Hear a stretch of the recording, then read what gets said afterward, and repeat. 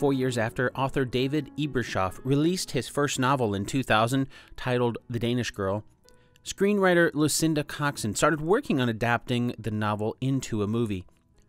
As is often the case in Hollywood, whether or not The Danish Girl would be seen on the big screen was far from a sure thing. It went through more than its fair share of changes. It started when Swedish director Thomas Alfredson, who was just coming off production on his popular vampire movie, Let the Right One In, said in 2009 he was going to work on The Danish Girl before his next project, Tinker Tailor Soldier Spy. But that fell through. Then another Swedish director, Lasse Hallström, announced in 2010 that he was going to take over The Danish Girl. Production moved forward, and Charlize Theron was cast for the role of Gerda Wegener. Then, Charlize left and was replaced by Gwyneth Paltrow. Then, Gwyneth left, and although they never officially announced it, for some reason everyone was under the assumption that Uma Thurman would take her place. Then, that rumor changed as Marion Cotillard, who was just coming off 2010's Inception at the time, was thought to have the role of Gerda. Then, Marion was out, and reports surfaced that Rachel Weisz would play Gerda in the film. Soon after that, everything changed when both Rachel Weisz and director Lasse Hallström left the project. Finally, things started to come together in 2014 when Tom Hooper, who had just finished 2012's reinterpretation of Les Miserables, was announced as the new director. Alongside this announcement came the news that Eddie Redmayne would play the lead role of Einar Wegener and Lili Elbe. A couple months later, Gerda's role was finalized when Alicia Vikander took the part. Finally, the screenplay that began in 2004 saw the film get released in January of 2016. The Danish Girl hit theaters to underwhelming numbers. The movie only cost $15 million to make, but on opening weekend, it was only shown at a total of 4 theaters and made less than $200,000. After months in theaters, the movie didn't even make back its original $15 million. Despite low numbers at the box office, the film was nominated for 4 Academy Awards, including Best Actor and Best Actress for Eddie Redmayne and Alicia Vikander, respectively. Alicia would come away with her first Oscar thanks to her terrific performance in the film. One of the contributing factors to the film's low box office numbers came from numerous criticisms of historical inaccuracies. So how does the movie stack up to the true story? I'm Dan Lefebvre, and this is based on a true story.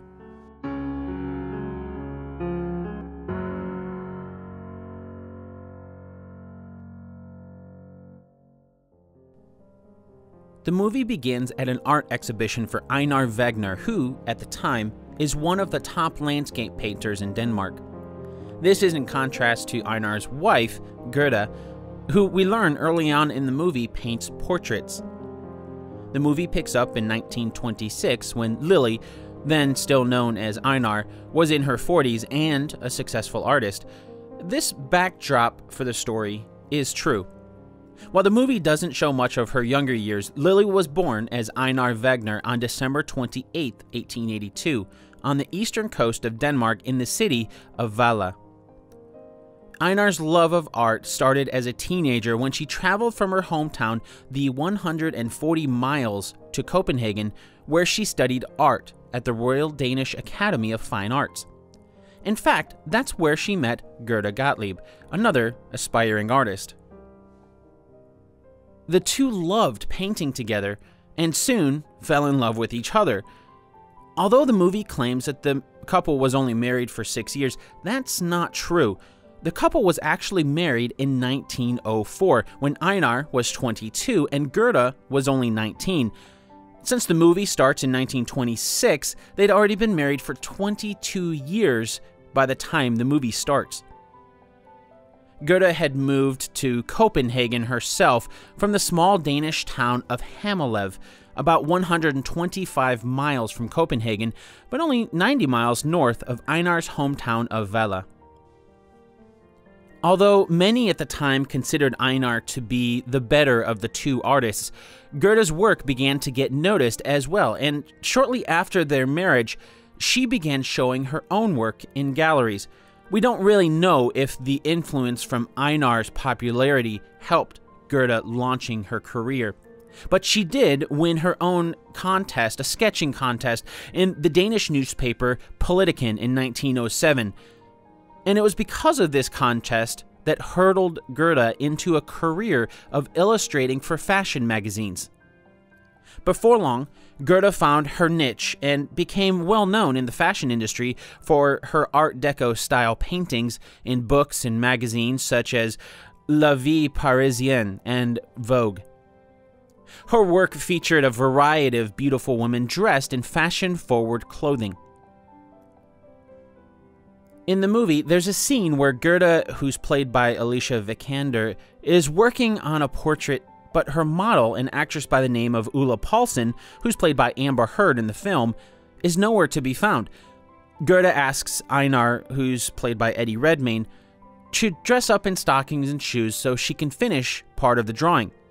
According to Gerda, Ulla canceled because she has an extra rehearsal, but she insists Einar dress up since she's so behind, and she tries to finish the painting. Finally, Einar capitulates and puts them on.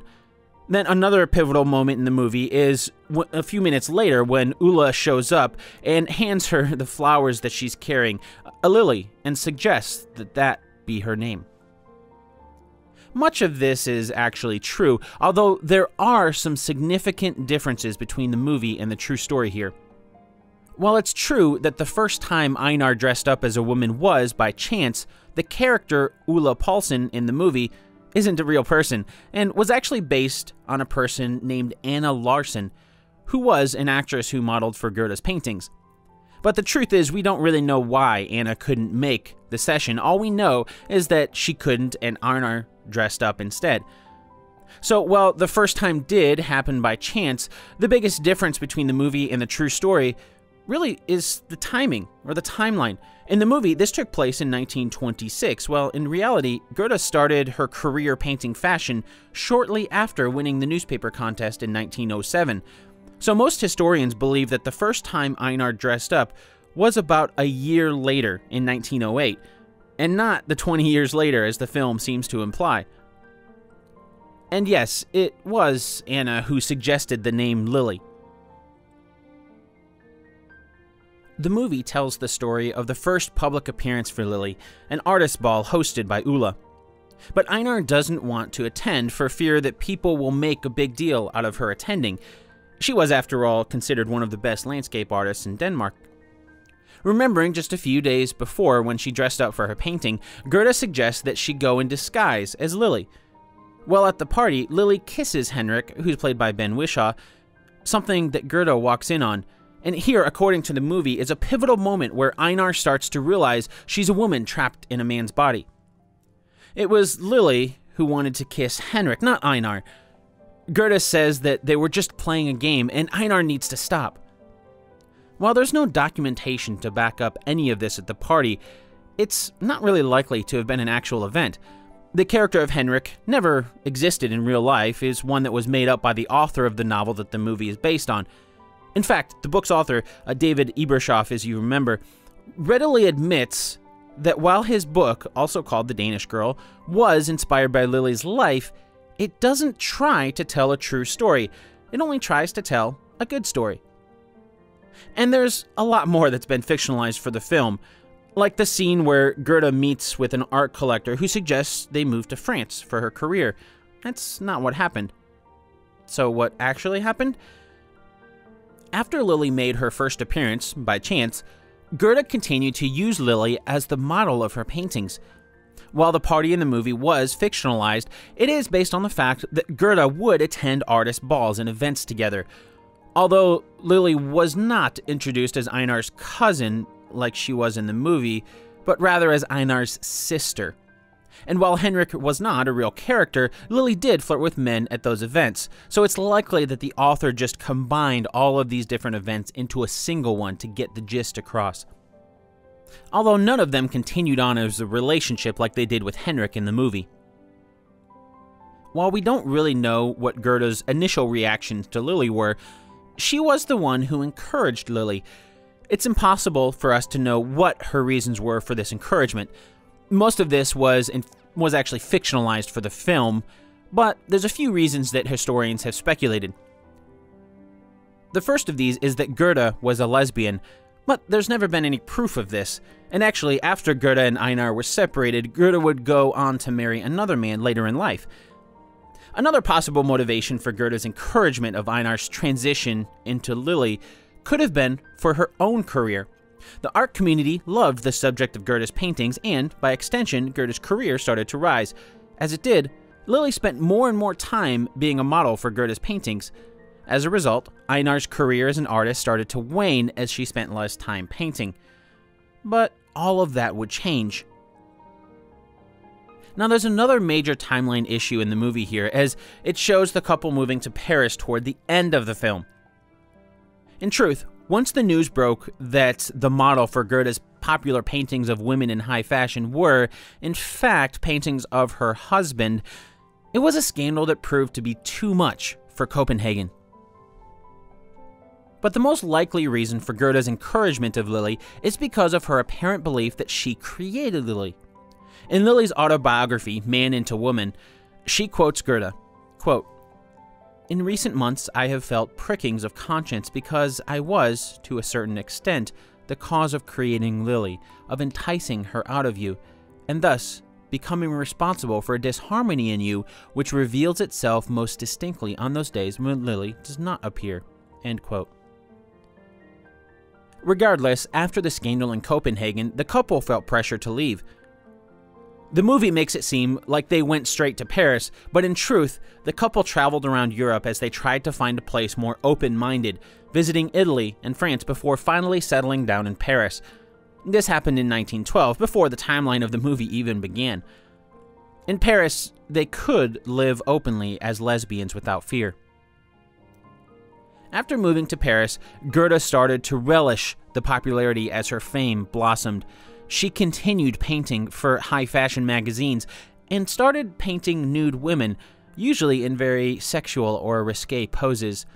Her work became popular in some very controversial exhibitions, even in the open-minded Paris. There were even a few small riots thanks to the openly lesbian themes in her paintings.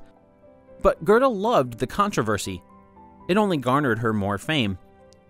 She began throwing crazy parties at her studio in Paris, and through it all, Gerda seemed to be thoroughly supportive of Lili.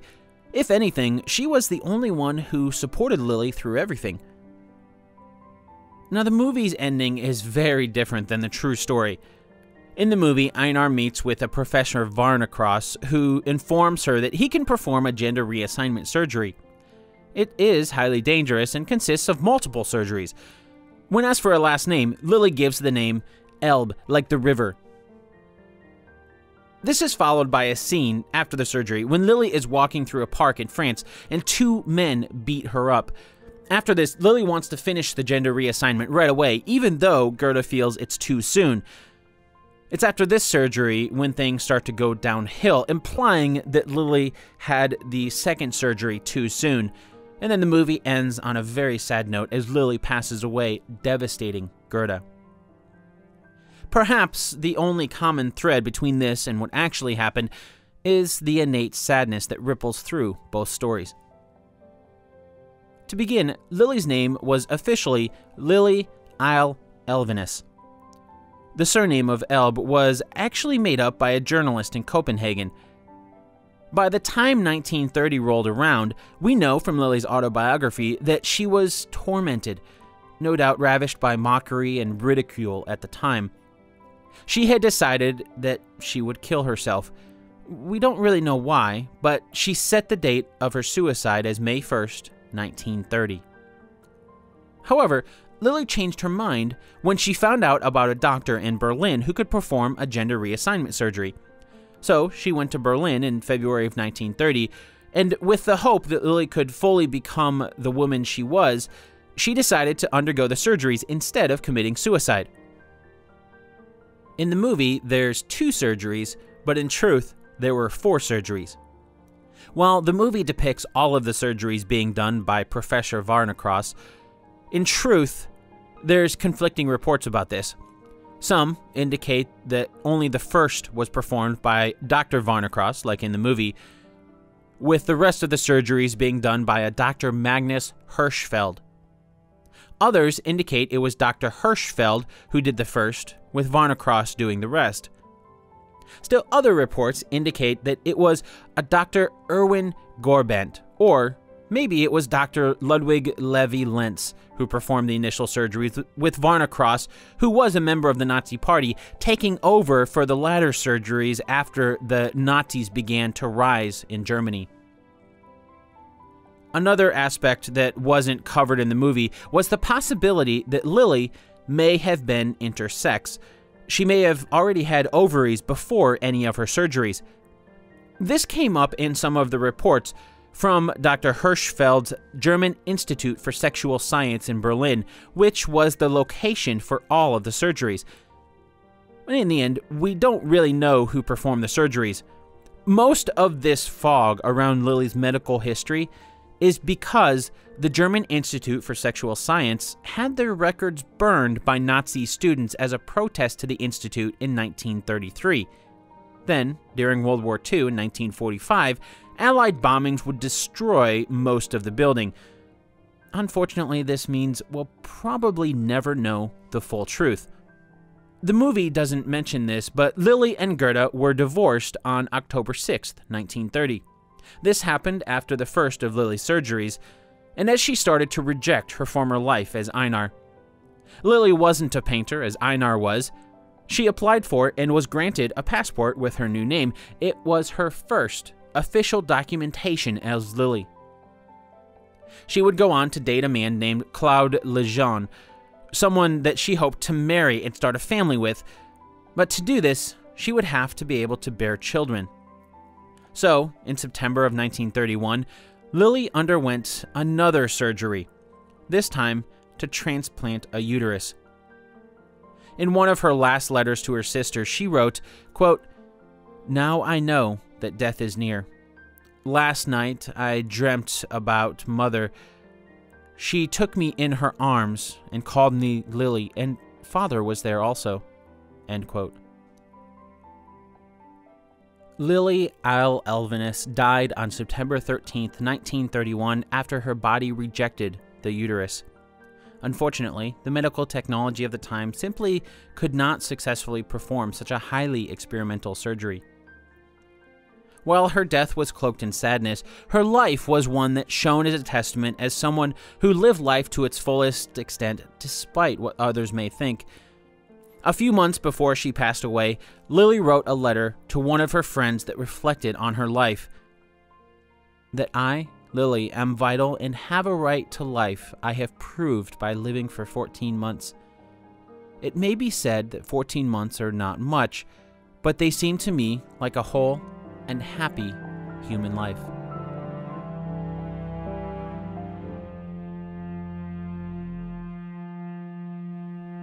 This episode of Based on a True Story was written and produced by me, Dan Lefebvre.